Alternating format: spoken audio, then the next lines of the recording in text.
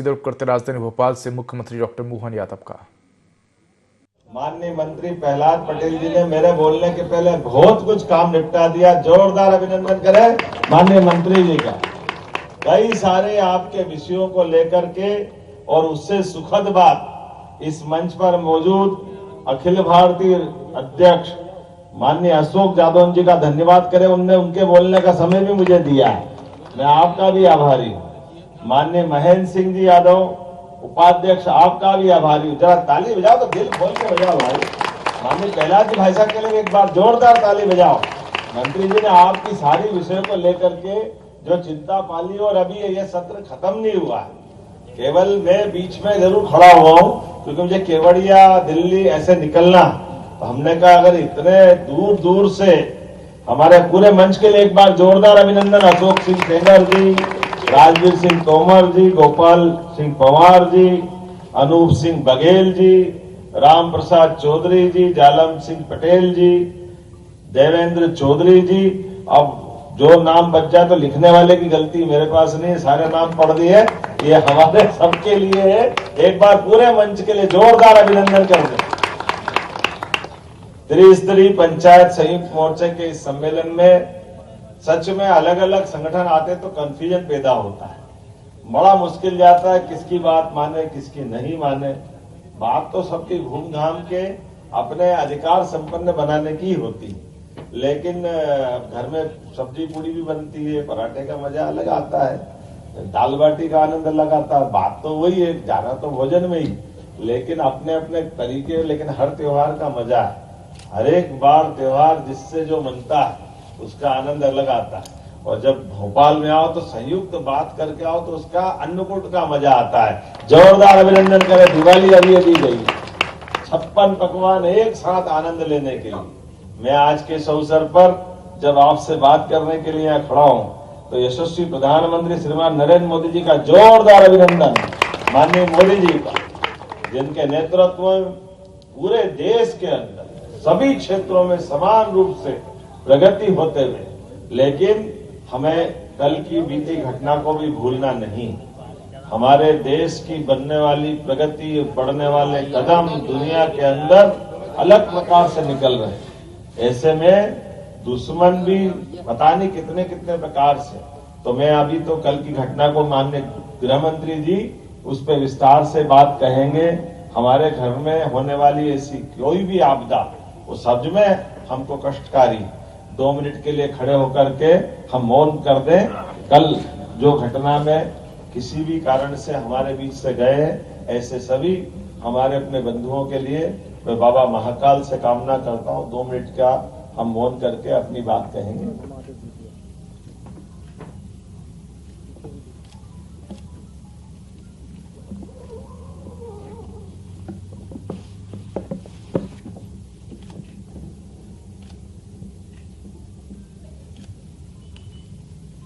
ओम शांति।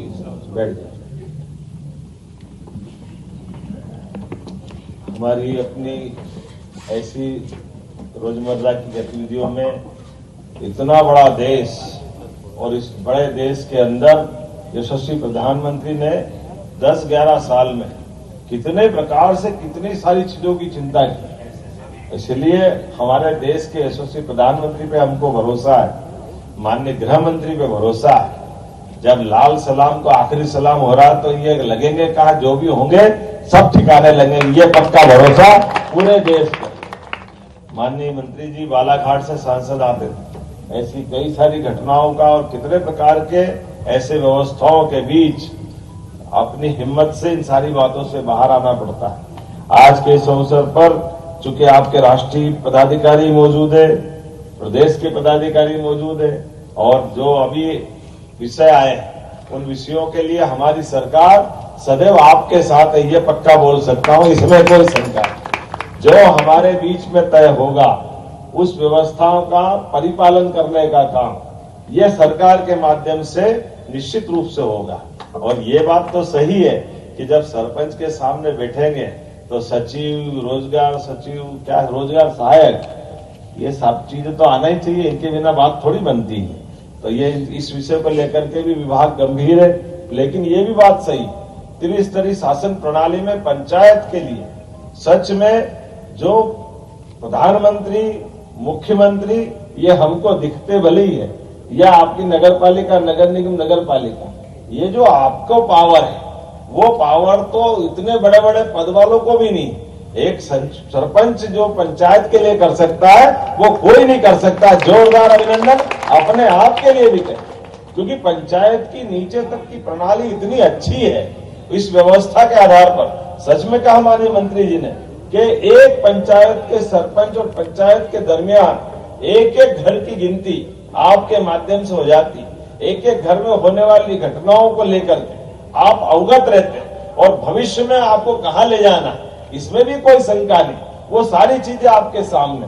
ऐसे में सरकार की व्यवस्थाओं के बलबूते पर हमारा तो भौगोलिक रूप से इतना बड़ा प्रदेश, इतने बड़े प्रदेश में सच में बड़ी आबादी हमारी गांवों की पंचायतों में रहती, तो हमारे प्रदेश की अगर तस्दीर बदलना है, इसकी तकदीर बदलना है तो आपके बगैर संभव नहीं हो सकती है। ये पक्की बात है, ये आपके भरोसे से ही विकास का कारवां चल रहा है। इसलिए हमारी सभी योजनाओं के लिए आधार अगर हुए तो पंचायत। इसलिए आप बताइए, मुझे ट्राइबल के अभी कुछ भाई बहनों ने अपनी तरफ से बात कही, तो हमने कहा कि आपकी बात का भी विचार करेंगे। पिछली बार आपके यहाँ 23, 24, 25 जुलाई को हमारा एक कार्यक्रम किया था, जिसमें त्रिस्तरीय व्यवस्थाओं के लिए खासकर पंचायतों के अलग अलग श्रेणीवार लोगों को बिठाए थे। और इस साल भी ये हमारी 24, 25, 26 नवंबर को ये जो भोपाल में कॉन्फ्रेंस होने वाली है उसमें बहुत सारे विषय आएंगे, लेकिन कुछ चीजें छोटी छोटी बातें, एक दो चीज मैं भी जोड़ना चाहूंगा। उदाहरण के लिए जैसे हमारा शहरीकरण बढ़ रहा है और शहरीकरण बढ़ने के कारण से पंचायत और पंचायत के पास में लगी नगरीय निकाय की कोई व्यवस्था, तो नगरीय निकाय और आपके बीच में एक कई बार ये टकराव आता है। जब नगर निगम, नगर पालिका, नगर परिषद होती तो उनके पास पार्षद भी होते हैं, सीओमओ भी होते हैं, बहुत सारी चीजें होती, लेकिन ठीक पास में पंचायत, अब पंचायत के पंचायत सचिव और सहायक सचिव, इससे बड़ा कोई होता नहीं। और वो टीएनसी यूएनसी से लेकर बड़ी बड़ी अपनी कॉलोनी बनाने आते हैं, बहुत सारी चीजें होती। तो ऐसा कोई समाधान निकले कि हमारी पंचायत भी जिंदा रहे और वो विकास का काम भी बंद नहीं हो, इसका मैकेनिज्म बनाने की जरूरत है। इसके आधार पर भी हम अपने बड़े शहरों के साथ, लेकिन जो पंचायतें ऑटोनोमस है, जिन पंचायतों को अपने काम करना, तो मैं आज ये भी देखता हूँ विदिशा में उदाहरण बना कि हमारी आवासीय व्यवस्था में पंचायत भी अपना रोल अदा करे कि आपकी खुद की प्लानिंग से अपना नया गांव बसे, क्या परेशानी है उसमें, उन कामों को भी किया जा सकता है, लेकिन विभाग के दरमियान उसको कैसे करें ताकि कठिनाई नहीं आए। जैसे बीच बीच में कोई ने खड़े होकर बोला ना कि कार्रवाई हो जाती है, एफआईआर हो जाती है, ये जो कठिनाई है मैं मान के चलता हूँ, ये पक्की बात आपको गारंटी दे सकता हूँ। अच्छा काम करो, सच्चा काम करो, सरकार आपके साथ आने वाली, कोई कठिनाई आपको नहीं आने वाली है, ये पक्की बात। बस काम के करने का इंटेंशन दिख जाता है कि काम की आपकी करने की भावना अगर शुद्ध है तो उस भावना में तो परमात्मा आपके साथ, कोई दिक्कत नहीं। यशस्वी प्रधानमंत्री के नेतृत्व में जब हम अपने इस तरह की व्यवस्थाओं को लिए आगे बढ़ते हैं तो कई नए टारगेट आते हैं। जैसे अभी माननीय मंत्री जी ने सही कहा, 2472 अटल पंचायत भवन हमारे पास इन गांवों की व्यवस्थाओं के लिए आज की स्थिति में भी जो आंकड़े बताएं, 1037 सामुदायिक भवन, 106 जनपद पंचायत के भवन, 5 जिला पंचायत के भवन स्वीकृत की। जब स्वीकृत करो ताली वाली तो बजाओ भाई, आप ही के लिए तो कर रहे हैं। मैं समझता हूं कि मैं बोलता हूं तो भूल ही जाते हैं काहे के लिए बोल रहे हैं, यह आप ही के लिए बोला जा रहा है। यह हमारा सौभाग्य भी है कि जब इतने बड़े काम आपको मिलने जा रहा है। ऐसे में शांति धाम की बात भी बहुत पवित्रता के साथ आई। ये हमारे लिए 2026 का समय, सच में 27 में आपके चुनाव आ जाएंगे, सभी के चुनाव आने वाले, तो हमारे द्वारा ये मन का एक भाव भी रहता है हर एक गांव के अंदर। हमने तय किया कि हर हालत में शांति धाम के लिए जो राशि चाहिएगी और यह अतिक्रमण हटाने से लेकर जो भी कठिनाई, उसका समाधान करने के लिए निश्चित रूप से कलेक्टर्स के माध्यम से सारा प्रशासन आपके साथ रहने वाला है। इस टारगेट पे हमको आगे बढ़ना है, तो ये बड़ा पवित्र काम है। हमारे अपने गांवों के अंदर सब कुछ है और आखिरी में जो शांति धाम की एक आवश्यकता होती है, इसमें कोई अमर नहीं है, जो आया सब जाने वाला। लेकिन आने और जाने वाले क्रम में आप देखते हो जो गांव के पंचायत के अंदर इस कठिनाई का आपने समाधान अगर निकाल दिया तो पूरे गांव के लिए और गांव वालों की निगाह में आपका एक अलग प्रकार का मान सम्मान बन जाता है। पंचायत को एक अलग निगाह से देखते हैं। कई सारे लोग जिनको रोजमर्रा काम नहीं पड़ता, लेकिन ऐसे कामों को लेकर एक अलग आनंद आता है। हमारी सरकार रोजगार आधारित भी बहुत काम कर रही है, इसलिए रोजगारों को लेकर भी हम बहुत गंभीर है। पंचायतों के माध्यम से भी भविष्य में हमारे कुटीर उद्योग, लघु उद्योग, रोजगार आधारित उद्योग, सभी प्रकार के कामों को लेकर के लंबी प्लानिंग से हम काम कर रहे हैं। और आने वाले समय में तो ये कृषि वर्ष हम घोषित करने वाले हैं 2026 का कृषि आधारित वर्ष। ये इस वर्ष का रोजगार और उद्योग वर्ष था, अगला साल कृषि आधारित उद्योग का।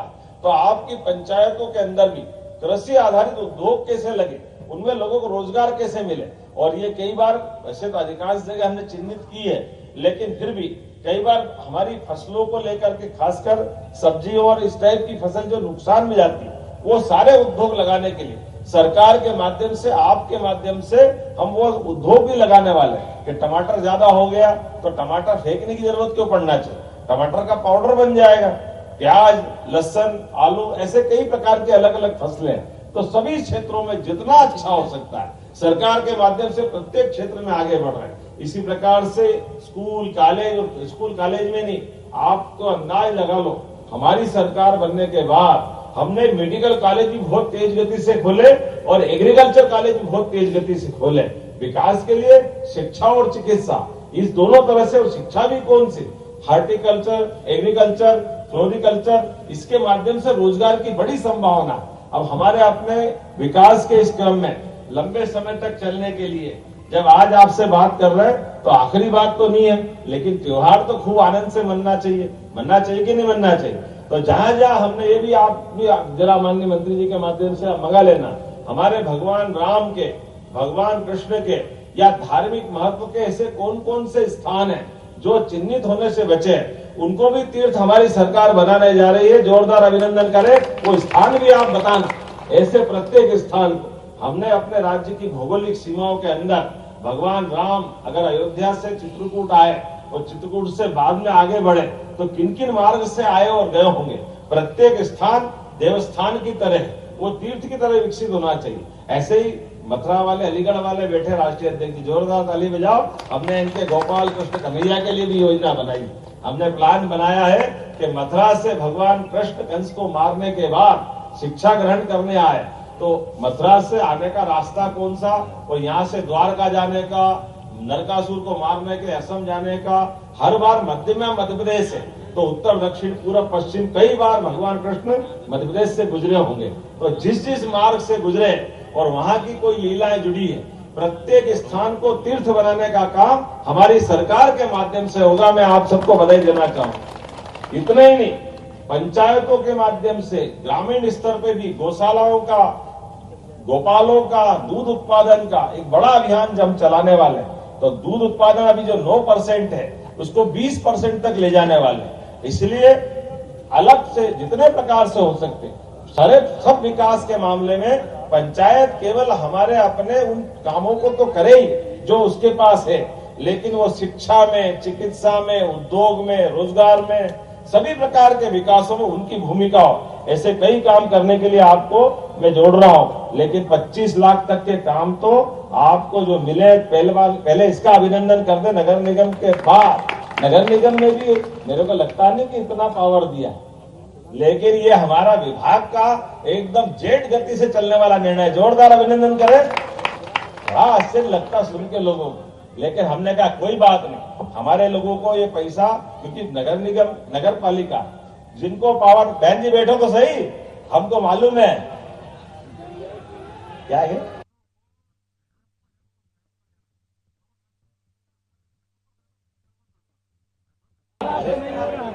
एक मिनट भाई जरा,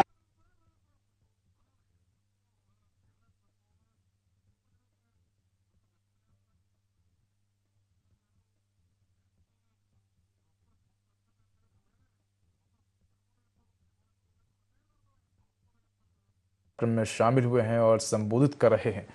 तो सरपंच के हक, अधिकार और हित में इस सम्मेलन का आयोजन किया जा रहा है, जिसमें मुख्यमंत्री डॉक्टर मोहन यादव शामिल हुए हैं। तो इस दौरान उन्होंने तमाम बातों की जानकारी भी साझा की है और तमाम विषयों पर अपने विचार रखे। साथ ही दिल्ली में हुए धमाके के बाद उन्होंने हटा देंगे साले, चिंता क्यों कर रहे हो, जब कोई तकलीफ देगा उसके अलावा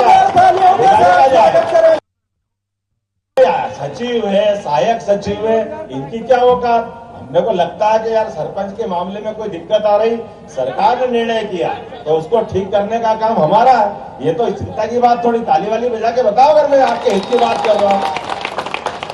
देखो, निर्णय तो जब कभी भी सरकारी स्तर पे होगा तो निर्णय के क्रियान्वयन में कोई कठिनाई आएगी, उस कठिनाई को हल करने का काम तो सरकार का है। सरकार के माध्यम से तो बातें आना चाहिए।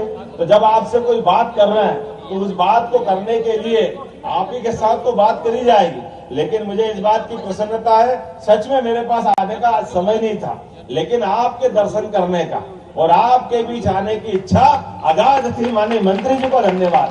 हमने कहा भाई इतने दूर दूर से हमारे सरपंच भाई बहन आ रहे हैं और उनने अपने पंचायत के अंदर अलग अलग प्रकार से भूमिका अदा करी, तो मुखिया होने के नाते से अगर वो भोपाल में हमारे घर आ रहे हैं तो हमको दर्शन करना चाहिए कि नहीं करना चाहिए, आपके बीच आना चाहिए कि नहीं आना चाहिए। इसलिए आज मैं आपके बीच आया हूं और आने के बाद मैं आपसे यहाँ से अपने माननीय मंत्री जी और आपके पूरे संगठन के सारे पदाधिकारी को छोड़ के जा रहा हूं। और ये आखिरी नहीं है, अभी वापस जो नवंबर में 24, 25, 26 को 3 दिन की कॉन्फ्रेंस होने वाली, ऐसे कौन कौन से विषय जिसमें आपको कठिनाई आ रही उसको लिपिबद्ध बना लेना और वो सारी चीजें यहाँ पहुंचेगी। मैं अपने बीच में से आज जो माननीय मंत्री जी ने कहा है, मेरे को थोड़ा आपने कहा है तो मैं बोल जरूर देता हूं, लेकिन ये अधिकार तो आप ही का है। आपने कहा कि मैं 50,000 का आज यहां से घोषणा करता हूं, तुरंत कभी कुछ न कुछ तो हाथ में देना ही चाहिए। जोरदार अभिनंदन। 50,000 रुपया आज की इस कार्यक्रम के बाद से आपके खाते में पहुंचेगा, जो पंचायतों के अंदर आप लगाएंगे और भविष्य में और मिलता जाएगा। बहुत बहुत धन्यवाद। बहुत बहुत धन्यवाद। भारत माता की जय। माननीय मुख्यमंत्री जी का बहुत बहुत धन्यवाद कि उन्होंने हमारी समस्त मांगों और चीजों को देखा। अब मैं धन्यवाद प्रस्ताव के लिए अशोक जी का